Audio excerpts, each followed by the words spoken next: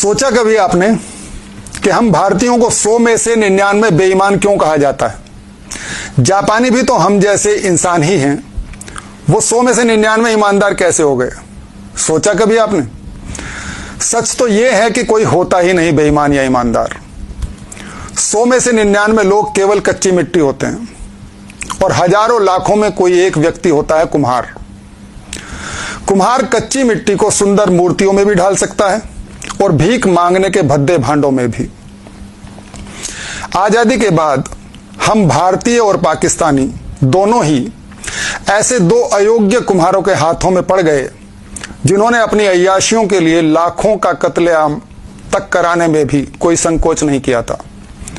फिर भला और कर भी क्या सकते थे हम 100 में से 99 बेईमान होने के अलावा? जैसा जैसा देखते रहे वैसा वैसा सीखते गए, ढलते चले गए बेईमानों के बनाए उन्हीं स्वार्थ और षड्यंत्रों के सांचों में जिन्हें हमने कभी अपनी मर्जी से स्वीकार नहीं किया था। बिल्कुल वैसे ही जैसे कोई नहीं चाहता रिश्वत देना, लेकिन जब देनी पड़ती है तो लेना भी जायज लगने लगता है। कोई नहीं चाहता दहेज, लेकिन जब देना पड़ता है तो लेना भी हक लगने लगता है। कई दशकों तक अगर कोई जंजीरों में बंधा रहे तो उसे वो जंजीरें ही अपना परिधान लगने लगती हैं। आदत हो जाती है जंजीरों की भी उसे।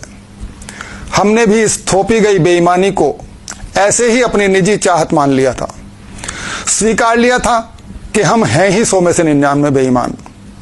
लेकिन सच तो ये है कि जैसे जापानी कुम्हार ने सभी जापानियों को ईमानदारी के सांचे में ढाल दिया, वैसे ही हमारा कुम्हार भी अगर कोई सरदार पटेल या नेताजी सुभाष चंद्र बोस जैसा लीडर बन पाता तो हम भी आज फक्र से कह रहे होते कि भारतीय 100% ईमानदार होते हैं।